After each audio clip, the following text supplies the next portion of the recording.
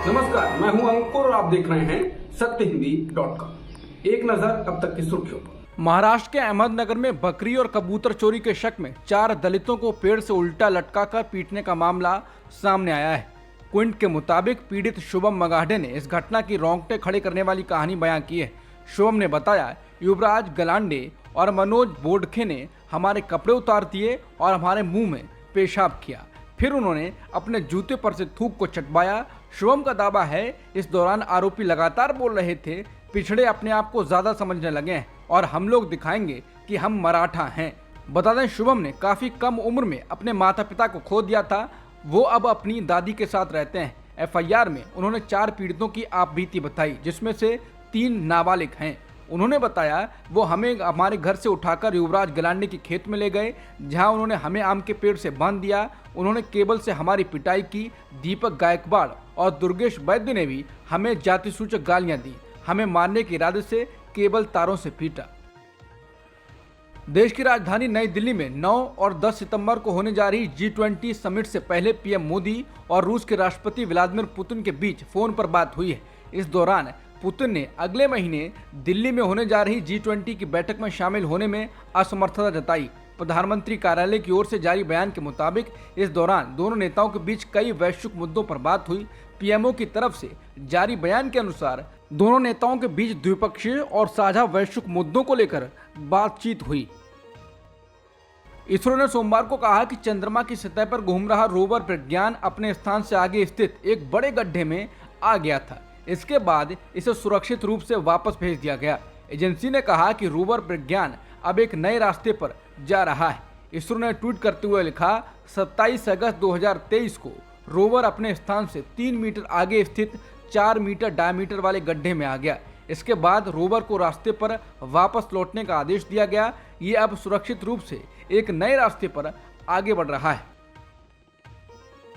सूर्य का अध्ययन करने वाली पहली स्पेस बेस इंडियन ऑब्जर्वेटरी से संबंधित भारत के सूर्य मिशन आदित्य L1 को 2 सितंबर को दोपहर 11:50 पर लॉन्च किया जाएगा।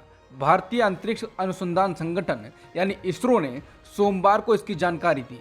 इसरो ने बताया कि सूर्य के अध्ययन के लिए भारत का पहला अंतरिक्ष अभियान है। इसके साथ ही इसरो ने आम नागरिकों को से इसकी लॉन्चिंग के समय श्री हरिकोटा की लॉन्च व्यू गैलरी में रजिस्ट्रेशन करने की भी जानकारी दी। कांग्रेस नेता संदीप दीक्षित ने सोमवार को आरोप लगाया कि आम आदमी पार्टी 2024 के लोकसभा चुनावों के लिए विपक्षी दलों द्वारा बनाए गए इंडिया गठबंधन से बाहर निकलने के लिए माहौल बना रही है। संदीप दीक्षित 31 अगस्त और 1 सितंबर को होने वाली विपक्षी गुट की बैठक और आम आदमी पार्टी द्वारा बिहार विधानसभा चुनाव लड़ने की रिपोर्ट पर पूछे गए सवालों का जवाब दे रहे थे। उन्होंने कहा कि आम आदमी पार्टी केवल इंडिया गठबंधन से बाहर निकलने का माहौल बना रही है। इसमें क्या है, हमें पता था कि ऐसा होने वाला है, जैसा कि मैं हमेशा कहता हूं। उन्होंने कहा कि अमित शाह ने संसद में कहा था कि आम आदमी पार्टी भागने वाली है। दीक्षित ने पीटीआई वीडियो के साथ बातचीत में दावा किया, शाह ने सार्वजनिक रूप से घोषणा की है कि आपको क्या करना चाहिए वो ऐसा करेंगे, इसमें आश्चर्य की कोई बात नहीं है। आम आदमी पार्टी लगातार इंडिया गठबंधन की परवाह किए बिना प्रदेशों में चुनाव लड़ने का ऐलान कर रही है। अब आपने बिहार में भी चुनाव लड़ने का ऐलान कर दिया है। यह ऐलान भी उस समय हुआ है जब मुंबई में विपक्षी एकता की तीसरी अहम बैठक होने जा रही है। इससे पहले अरविंद केजरीवाल ने कहा था कि वो मध्य प्रदेश और छत्तीसगढ़ में चुनाव लड़ने जा रहे हैं। दोनों ही राज्यों में उनकी तरफ से कांग्रेस पर निशाना साधा गया। इस बीच बिहार में चुनाव लड़ने का ऐलान हो गया। अब आम आदमी पार्टी के इस एक ऐलान ने इंडिया गठबंधन में खलबली मचा दी है। आरजेडी नेता और सांसद मनोज झा ने दो टूक कहा है कि जिस समय विपक्षी एकता की नींव रखी गई थी, ये साफ किया गया था कि सभी पार्टियों को कुछ नियमों का पालन करना होगा। उन्होंने उम्मीद जताई है कि आम आदमी पार्टी भी उन सिद्धांतों का पालन करेगी।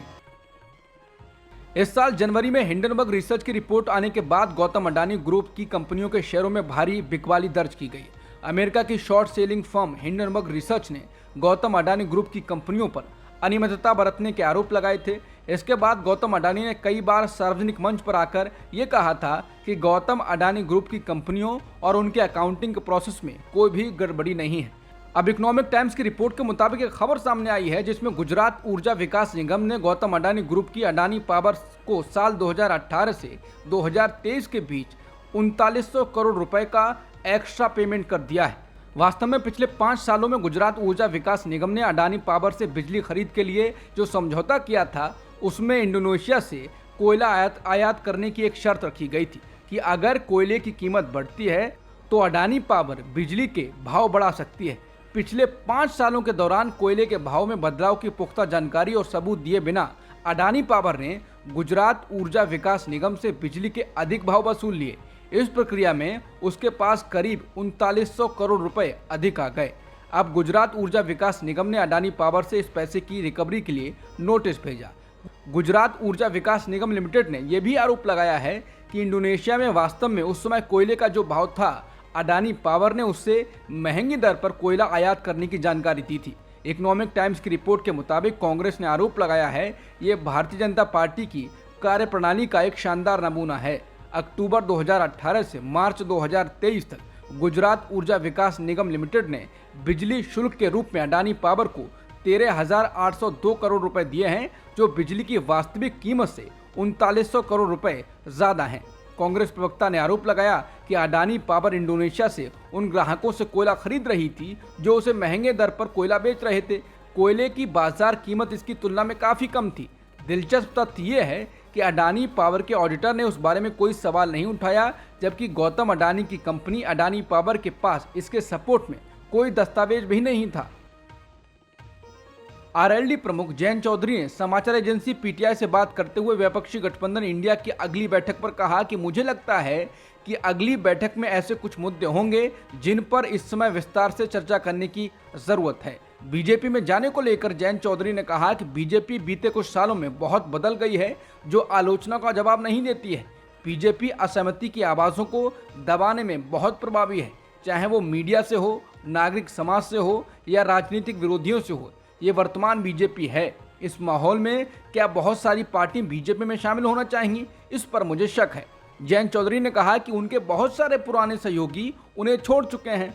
मैं अपने राजनीतिक फायदे के लिए नहीं सोचता हूं, मैं एक बड़े परिदृश्य के बारे में सोचता हूं।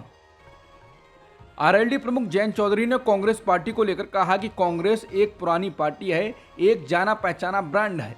देश भर में कई मतदाता लंबे समय से कांग्रेस को वोट देते आ रहे हैं, इसलिए वो समझते हैं कि कांग्रेस का क्या मतलब है, इसलिए आप इसे नकार नहीं सकते हैं। आपको वो उचित सम्मान देना होगा और इसमें कांग्रेस की बड़ी भूमिका है।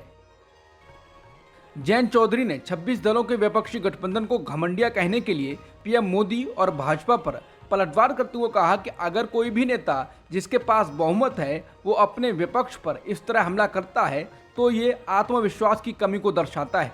जयंत चौधरी ने कहा, लोकतंत्र में आपके पास हमेशा ऐसे लोग होंगे जो आते हैं और आपका विरोध करते हैं, सवाल पूछते हैं, चुनाव लड़ते हैं। वो आपके कट्टर दुश्मन नहीं है कि उन्हें आप इस तरह के नाम दें। उन्होंने कहा, ये अपमानजनक नहीं है हमारे लिए, हमें कटाक्षों की आदत हो गई है। ये उन मतदाताओं के लिए अपमानजनक है जिन्होंने अतीत में हमें वोट दिया और भविष्य में भी हमारे लिए वोट कर सकते हैं। बिहार के मुख्यमंत्री नीतीश कुमार ने संकेत दिया है कि वो इंडिया गठबंधन के संयोजक नहीं बनेंगे, बल्कि गठबंधन का संयोजक किसी और को बनाया जा सकता है। सोमवार को नीतीश कुमार ने पटना में पत्रकारों से बातचीत करते हुए इसको लेकर बयान दिया। उन्होंने कहा कि इंडिया गठबंधन का संयोजक बनने की मेरी कोई व्यक्तिगत इच्छा नहीं है। गठबंधन के संयोजक बनने के सवाल पर उन्होंने कहा कि वो तो दूसरे लोगों को बनाया जाएगा, हम तो सबको एकजुट करना चाहते हैं और सब लोग मिलकर चुनाव लड़ें। हम तो सबके हित में चाहते हैं, ये कभी मत सोचिए कि हम लोग कुछ चाहते हैं। उन्होंने कहा कि मैं कुछ भी बनना नहीं चाहता, ये बात मैं आपको बार बार कहता आया हूँ, मेरी ऐसी कोई इच्छा नहीं है। लोकसभा चुनाव 2024 के लिए विपक्षी गठबंधन इंडिया में और दल शामिल हो सकते हैं। इंडिया की अगली बैठक 31 अगस्त और 1 सितंबर को मुंबई में होने जा रही है। इस बीच कांग्रेस प्रवक्ता आलोक शर्मा ने कहा है कि एनडीए की पिछली बैठक में शामिल होने वाले 38 दलों में से 4 विपक्षी गठबंधन के संपर्क में हैं। जल्द ही वो इंडिया के साथ जुड़ जाएंगे। इसके अलावा बिहार के मुख्यमंत्री नीतीश कुमार ने भी कहा है कि मुंबई में विपक्षी गठबंधन इंडिया की बैठक के दौरान कुछ और राजनीतिक दलों के इसमें शामिल होने की संभावना है। पश्चिम बंगाल की मुख्यमंत्री ममता बनर्जी ने आगामी लोकसभा चुनाव को लेकर बड़ा दावा किया है। उन्होंने सोमवार को कोलकाता में कहा कि बीजेपी अगर लोकसभा चुनाव दिसंबर में ही करा दे तो हैरानी नहीं होनी चाहिए। ममता बनर्जी ने दावा किया कि बीजेपी ने लोकसभा चुनाव में प्रचार के लिए पहले ही सभी हेलीकॉप्टर बुक कर लिए हैं ताकि बाकी राजनीतिक दल प्रचार के लिए उनका इस्तेमाल नहीं कर सकें। बता दें, ममता बनर्जी से पहले बिहार के मुख्यमंत्री नीतीश कुमार और तमिलनाडु के सीएम एम.के. स्टालिन भी समय से पहले लोकसभा चुनाव की बात कर चुके हैं। सुप्रीम कोर्ट में अनुच्छेद 370 पर सुनवाई में जम्मू कश्मीर के राजनीति विज्ञान के लेक्चरर के शामिल होने और उस पर सवाल करने के बाद उनको निलंबित किए जाने का मामला सामने आया है। सुप्रीम कोर्ट के सामने जब ये मामला उठा तो इसने सोमवार को केंद्र के शीर्ष कानून अधिकारी को निर्देश दिया कि वो जम्मू कश्मीर के उपराज्यपाल मनोज सिन्हा से बात करें।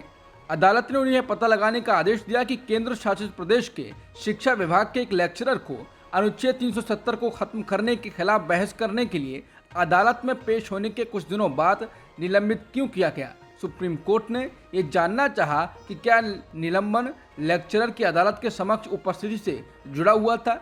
इसने संकेत दिया कि यदि ऐसा होता है तो इसे प्रतिशोध के रूप में देखा जा सकता है। उत्तर प्रदेश के मुजफ्फरनगर जिले में ऑल्ट न्यूज के फैक्ट चेकर और पत्रकार मोहम्मद जुबैर पर एफआईआर दर्ज कर दी गई है। उनके खिलाफ मुजफ्फरनगर के स्कूल का वायरल वीडियो शेयर करने के मामले में बाल संरक्षण अधिनियम के तहत एफआईआर दर्ज की गई है। मोहम्मद जुबैर पर दर्ज करवाई गई एफआईआर में आरोप लगाया गया है कि उन्होंने 25 अगस्त को Neha public school Khubbapur school वाले मामले से संबंधित वायरल वीडियो में छात्र की पहचान उजागर कर दी। आरोप लगा है कि ये किशोर न्याय अधिनियम के अंतर्गत बालक के अधिकारों का हनन है। वहीं मोहम्मद जुबैर ने क्विंट के हिंदी के साथ बातचीत में कहा कि वैसे तो इस वीडियो को कई न्यूज चैनल्स, राजनीति से जुड़े लोगों के अलावा कई अन्य लोगों ने भी वीडियो पोस्ट किया है, लेकिन मुझ पर एफआईआर हुई है। मैंने तो फौरन वीडियो डिलीट कर दिया था, लेकिन उसके बाद भी सिंगल आउट करना ये दिखाता है कि मुझे टारगेट करना चाहते हैं।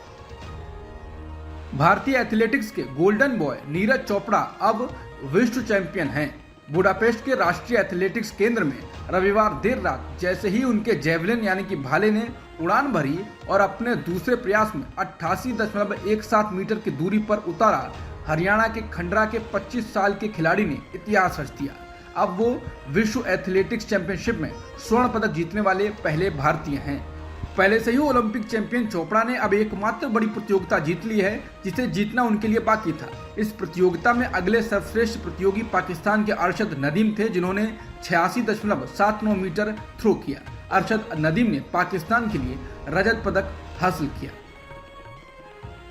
नीरज चोपड़ा और पाकिस्तान के अरशद नदीम की एक वीडियो काफी चर्चा में है। दरअसल ब्रॉन्ज जीतने वाले चेक रिपब्लिक के जैकब वादलेज और नीरज चोपड़ा अपने अपने राष्ट्रध्वजों के साथ तस्वीर खिंचवा रहे थे। इसी बीच नीरज चोपड़ा ने रजत पदक जीतने वाले अरशद नदीम को फोटो के लिए बुलाया, पर अरशद के पास पाकिस्तान का झंडा नहीं था और फिर नीरज ने उन्हें अपने तिरंगे के तले ही लेकर तस्वीरें खिंचवाईं। इस छोटी सी क्लिप को शेयर करके कई लोग नीरज चोपड़ा और अरशद नदीम की तारीफ कर रहे हैं। एक पाकिस्तानी यूजर ने एक्स पर लिखा है, नीरज चोपड़ा ने अरशद नदीम को इस खूबसूरत क्लिप के लिए बुलाया। पड़ोसियों के बीच नफरत नहीं, मोहब्बत फैलाएं। इंडिया के लोगों ने कहा है कि नीरज चोपड़ा ने जीत का जश्न मनाने के लिए अरशद नदीम को बुलाया, नफरत नहीं प्यार फैलाएं। नीता अंबानी ने सोमवार को रिलायंस इंडस्ट्रीज लिमिटेड के निदेशक मंडल से इस्तीफा दे दिया।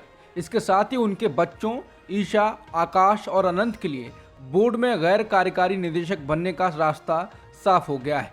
अब ये तीनों बोर्ड में शामिल होंगे। आरआईएल के बोर्ड में ईशा, आकाश और अनंत को शामिल करने के कदम को कंपनी के लिए उत्तराधिकार योजना की दिशा में एक स्पष्ट कदम के रूप में देखा जा रहा है।